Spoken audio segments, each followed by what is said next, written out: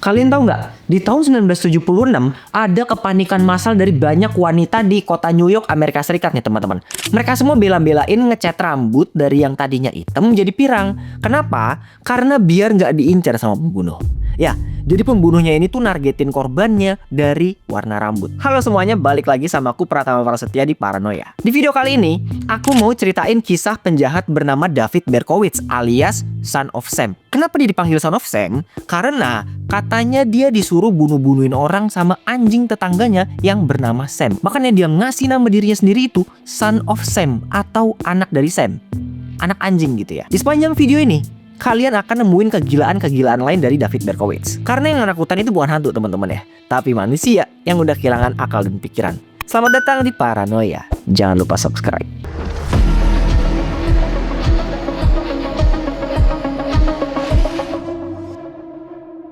Richard David Falco lahir tanggal 1 Juni 1953 di Brooklyn, New York, Amerika Serikat. Sebenarnya David ini bisa dibilang anak yang tidak diharapkan sama orang tuanya nih teman-teman. Gara-gara dia ini anak hasil perselingkuhan antara seorang janda bernama Elizabeth Falco sama suami orang bernama Joseph Kleinman. Nah tapi sayangnya ayahnya ini nggak mau bertanggung jawab nih teman-teman. Dia itu tipikal cowok brengki yang abis selingkuh nggak mau nanggung konsekuensi. Selingkuhnya aja udah salah ya. Ini ditambah lagi nggak mau nerima anaknya. Si Joseph sampai bilang gini nih ke si Elizabeth nih, Bet, lu minum-minum apa kayak sono Bet? Biar dia mati. Kalau lu nggak buang kandungan ini, gue tinggalin lu ya.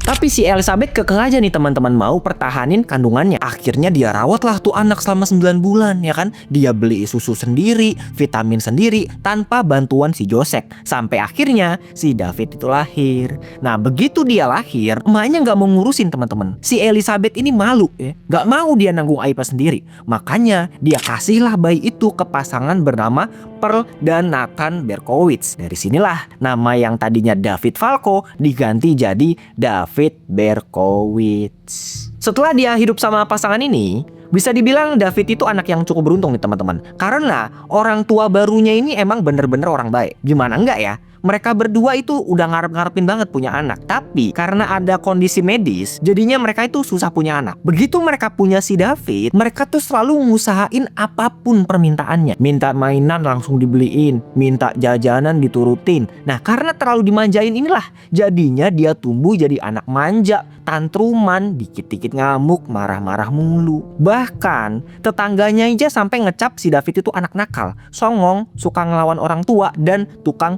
ngebully anak-anak yang lain. Semua sifat nakal ini jadi makin parah setelah si Pearl, ibu angkatnya itu meninggal gara-gara kanker payudara. David yang umurnya masih 14 tahun, sedih banget tuh dia tuh. Karena justru dia itu lebih dekat sama ibunya ketimbang ayahnya. Jadi pas ibunya meninggal, dia langsung terpukul dan ngelampiasin kesedihannya dengan cara ya kenakalan itu tadi. Tapi yang bikin David jadinya benci sama Nathan, ayah angkatnya itu ya, gara-gara belum lama ibunya meninggal, dia udah nikah lagi sama perempuan lain. Nah karena David gak mau ibunya ini digantiin sama orang lain, akhirnya dia marah dan mutusin buat kabur dari rumah. Di umur 17 tahun, dia udah kabur nih dari rumah dan langsung gabung ke militer. Tapi di sini dia sadar nih, ternyata sebagai militer itu gak seseru yang dia tahu nih teman-teman. Di bayangannya itu ya, militer itu tembak-tembakan, ya kan, lempar bom, ya naik mobil tank. Di sini realitanya dia cuma disuruh jagain pos di Korea Selatan. Akhirnya karena dia bosen, resign lah si David ini nih teman-teman dan pulang lagi ke New York. Begitu dia menginjakan kaki di kota New York ini ya,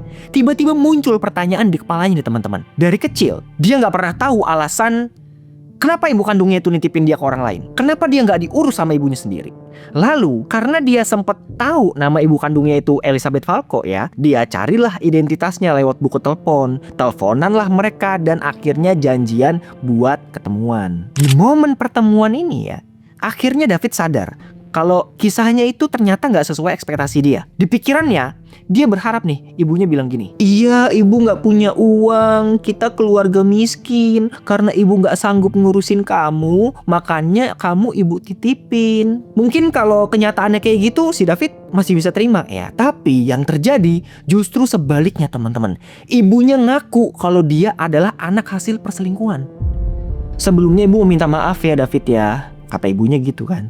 Kamu itu anak hasil hubungan gelap ibu sama suami orang. Sayangnya ayah kamu itu kabur dan gak mau tanggung jawab. Karena ibu juga malu ngurusin kamu, makanya ibu kasih kamu ke keluarga Berkowitz. Hatinya si David langsung hancur sehancur-hancurnya teman-teman. Di sini dia makin sadar nih kalau ternyata dia anak haram yang gak pernah diharapkan kelahirannya. Dia mikir gini nih, emang gue sehina itu ya? Serendah itu ya sampai ayah gue gak mau pertahanin gue? Emang gue bikin masalah ya sampai hampir dibuang waktu di kandungan? Inilah nih titik balik di mana dia ngerasa gak berharga sebagai manusia. Dia marah, benci sama kenyataan. Karena dia gak tahu mau ngelampiasin emosinya ke siapa, maka dia ngelampiasin kebenciannya dengan cara pembunuhan teman-teman. Dia membunuh para warga yang ada di kota New York dengan julukan Son of Sam. Tapi sebelum dilanjut nih ya, aku mau bahas dulu gimana dia bisa dapat julukan Son of Sam. Jadi di tahun 1970-an, David punya tetangga namanya itu Sam. Nah, Sam ini punya anjing peliharaan. Suatu hari, David ngeliat kalau anjing itu bilang gini, "David, aku tahu kebencian di hatimu. Tumpahkan darah mereka semua di tanah New York," kata anjingnya gitu. Tapi ternyata di ending nanti ada plot twist nih teman-teman. Ntar deh aku ceritain ya. Di malam Natal tahun 1975, waktu umurnya David 22 tahun, dia pergi tuh keliling kota New York sambil bawa-bawa pisau. Emang udah ada niatan buat nyari korban nih dia nih. Dia lalu ketemu sama seorang wanita yang baru banget keluar dari warung. Ketika dia ngeliat wanita itu, dia langsung lari, dia tikam gitu dengan ganas, habis itu kabur. Nah untungnya wanita tersebut itu berhasil ditolong sama warga yang lain. Nah gak lama dari situ David ketemu lagi sama gadis berusia 15 tahun bernama Michelle Foreman. Nah si Michelle ini ditikam lagi sama si David, habis itu kabur lagi. Kejadian itu benar-benar cepet ya. Jadi si David itu lihat korban, dia tikam berapa kali, habis itu langsung kabur. Dan ini juga yang bikin korban gak tahu siapa yang nikam, karena kejadian itu benar-benar tiba-tiba dan gak ada motif yang jelas. Di sisi lain, setelah penikaman itu, David yang tahu nih kalau korban masih selamat ngerasa kalau pisau itu kurang efektif buat ngambil nyawa. Akhirnya gantilah dia coba pakai senpi dan mulai membantai masyarakat di kota New York. Selama kurang lebih 1 tahun, dari Juni 1976 sampai Juli 1977, David udah menyerang 13 orang, 6 orang tewas dan 7-nya luka parah. Mereka semua dijedor secara random. Ada yang dijedor di mobil, bahkan ada yang dijedor di depan teras rumahnya sendiri. Itu yang meninggal. Belum lagi ada yang luka-luka. Ada korbannya bernama Carl Denaro berusia 20 tahun yang tengkorak belakangnya itu mesti diganti pakai plat logam gara-gara bolong. Ada lagi gadis berumur 16 tahun bernama Joan Lomino yang lumpuh permanen dari pinggang ke bawah. Si David ini menyerang udah kayak orang kesetanan. Dia keluar malam hari, dia jedor-jedorin orang random, habis itu kabur di kegelapan. Karena banyak penyerangan misterius ini, polisi akhirnya mulai bergerak ngelakuin penyelidikan. Mereka nemuin satu pola ini yang jelas banget nih teman-teman. Semua korban-korbannya punya ciri-ciri yang sama, yaitu wanita berambut hitam dan panjang. Nah dari sini polisi kemudian resmi ngumumin di media kalau ada pembunuh berantai yang ngincer wanita dengan ciri-ciri rambut tersebut. Akhirnya dari berita ini ketakutan massal pun terjadi di kota New York nih teman-teman. Ribuan wanita di sana itu panik, ngecat rambut jadi pirang, potong pendek, dan minimal pakai wig supaya nggak jadi target selanjutnya. Di samping itu, David yang baca berita ini ada perasaan seneng di hatinya nih. Baru kali ini dia ngerasa kalau keberadaannya itu dianggap sama orang lain. Ya gimana enggak ya? Orang yang di kandungannya itu udah ditolak sama ayahnya, dibuang ibunya, kehilangan ibu angkatnya, sampai ngerasa nggak berharga sebagai manusia. Tiba-tiba perilakunya masuk di berita nih, di koran, di radio, di TV, dibaca jutaan orang. Buat orang normal harusnya mungkin takut ya kalau kejahatannya itu udah kecium. Tapi justru si David ini enggak. Dia malah makin semangat ngelakuin pembunuhan. Di 17 April 1977, David menjedor 2 orang yang lagi pacaran di mobil bernama Valentina Suryani dan Alexander Esau. Valentina dijedor di kepala dan langsung meninggal di tempat, sementara Alexander meninggal di perjalanan waktu ke rumah sakit. Nah, yang beda dari kejahatan ini adalah David ninggalin surat di TKP nih teman-teman, biar sengaja dibaca sama polisi. Dan ini isi pesannya. Teruntuk Kapten Joseph Borelli. Kapten Joseph Borelli ini nama salah satu polisi ya. Saya sakit hati ketika Anda menyebut saya pembenci wanita. Saya nggak gitu. Tapi saya adalah monster. Saya adalah anaknya Sam. Saya anak kecil yang nakal. Ketika ayah saya mabuk, dia jadi jahat dan memukuli keluarganya. Kadang dia juga mengikat saya di belakang rumah. Kadang dia kunci saya di garasi. Ayah saya suka minum cairan merah dan nyuruh saya untuk bunuh orang. Saya nggak mau ngelakuin itu lagi, tapi saya harus nurut ayah saya. Saya suka berburu daging wanita di Queens, dan saya ingin mengucapkan selamat Paskah ke semuanya. Semoga Tuhan memberkati kalian. Dengan ini saya pamit dan semoga beruntung. Tanda Son of Sam. Dari surat ini, polisi nyimpulin kalau pelaku bakalan terus memakan korban dan mereka harus lebih cepat nangkep orang gila ini. Maka dari itu, kepolisian langsung ngebentuk operasi investigasi terbesar di kota New York nih teman-teman. Lebih dari 300 detektif dan 45 psikiater diturunin untuk nyelidikin dan analisa surat yang dikirim sama David. Selama berminggu-minggu, David belum berhasil ketangkep. Kota ini makin panik. Salon dan toko-toko rambut palsu makin rame didatangin para wanita. Mereka makin takut, makin khawatir bakalan jadi korban selanjutnya. Detektif juga udah banyak wawancarain para saksi dan gak dapat petunjuk apapun. Sampai akhirnya semua kepanikan itu berakhir setelah David berhasil ditangkap. Tapi dia ditangkap bukan sama detektif teman-teman, bukan sama FBI, melainkan gara-gara surat tilang. Dan ini sekaligus jadi akhir cerita kejahatan dari David Berkowitz nih teman-teman. Di jam setengah 3 dini hari, tanggal 31 Juli 1977, ada seorang wanita bernama Cecilia Davis lagi jalan-jalan nih sama anjingnya nih. Waktu itu, dia ngelihat ada seorang pria misterius baru aja turun dari mobil sedan berwarna krem. Dia ngelihat pria itu tuh aneh banget, pakai jaket panjang,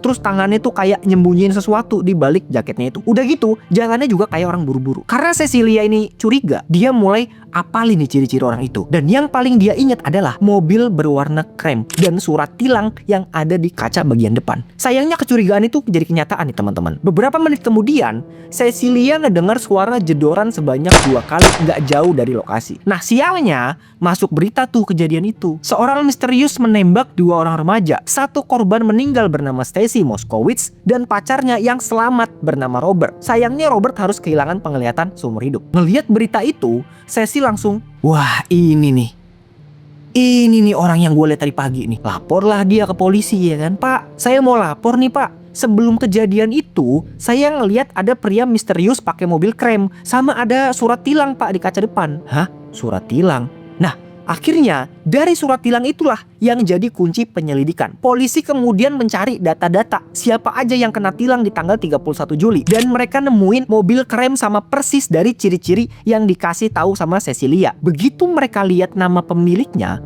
tertulis di situ, David Berkowitz beserta alamat rumahnya. Wah, dari data-data itu ya, polisi langsung berbondong-bondong tuh datengin rumahnya. Begitu mereka ketok dan David ini keluar, dengan santainya dia bilang gini nih, yah, tangkap juga deh. Oh, keren kali ya, gitu dia si David ya. Di 10 Agustus 1977, David dibawa nih ke ruang interogasi dan mengaku alasan dia ngebunuh itu gara-gara disuruh sama anjing tetangganya yang kerasukan iblis, kata dia gitu. Dari pengakuan ini, hampir aja si David itu dapat keringanan hukuman ya, gara-gara dibilang ODGJ gitu ya, halu. Tapi 3 orang psikiater bilang gini nih ke juri, enggak pak, setelah kita kaji lebih dalam, ternyata motivasinya ditinggal dari kecil itu belum cukup kuat buat bikin dia ODGJ. Dan kami yakin kalau dia sepenuhnya tahu dan bersalah atas kejahatannya. Ngedengar pernyataan ini, juri dan hakim sepakat kalau David Berkowitz dijatuhin hukuman seberat-beratnya, yaitu penjara selama 365 tahun tanpa bebas bersyarat sama sekali nih teman-teman. Ngedengar vonis ini, mungkin karena si David ini udah ngerasa ya udahlah tau udah di penjara juga, akhirnya dia ngaku kalau dengar bisikan anjing itu bohongan. Itu sebenarnya tuh nggak ada adegan anjing ngomong ke dia nyuruh-nyuruh bunuh gitu, nggak ada. Dia bilang gini nih ke polisi nih waktu di penjara, nggak ding pak, saya bohong, saya nggak pernah dapat bisikan dari anjing, saya ngarang aja biar nggak di penjara lama-lama. Emang kurang ajar si David ini ya. Sekarang di 2026 ini, David masih ditahan di penjara New York dalam kondisi sehat walafiat di umur 70 tahun. Di sana, dia mulai tobat, jadi Kristen yang taat, dan mengganti julukannya dari yang tadinya Son of Sam atau anaknya Sam, jadi Son of Hope atau anak harapan. Itu dia tadi teman-teman kisah kriminal dari David Berkowitz. Gimana menurut kalian? Apakah si David ini jahat gara-gara tahu kenyataan pahit di masa kecilnya? Atau ya emang dia jahat aja. Tulis pendapat kalian di kolom komentar. Karena yang menakutkan itu bukan hantu teman-teman ya, tapi manusia yang udah kehilangan akal dan pikiran. Kalau kalian suka sama konten ini, jangan lupa like, komen, dan juga subscribe biar aku semangat bikin videonya. Terakhir, aku Pratama Prastia pamit. Terima kasih udah nonton. Mohon maaf jika ada kesalahan kata dan perilaku. See you on the next one.